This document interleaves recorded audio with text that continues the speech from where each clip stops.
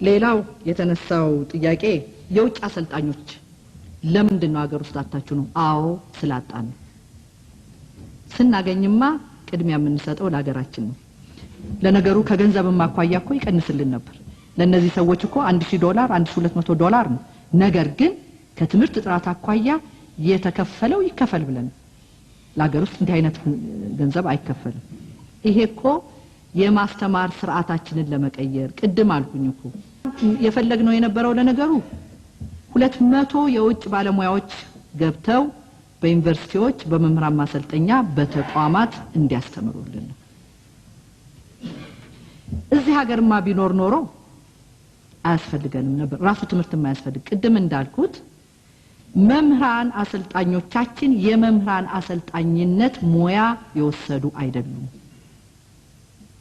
ስለዚህ ራሳቸው የመምህራን ማሰልጠኛ ይሄንን ያልወሰዱ ሰዎች እነሱን የሚያሰለጥንማ ከሀገራችን ልናገኝ አንችልም። ምክንያቱም ሰዓቱም አልነበረም፣ ሲስተሙም አልነበረም። ሲስተሙ ባልነበረበት ሁኔታ እንዲህ አይነት ሙያተኛ ሀገራችን ሊፈጥር አልቻለም። ለዚህ ነው ወደ ውጭ ሄድ ነው እንጂ ቅድሚያ ለሀገራችን ሳንፈልግ ቀርተን አይደለም።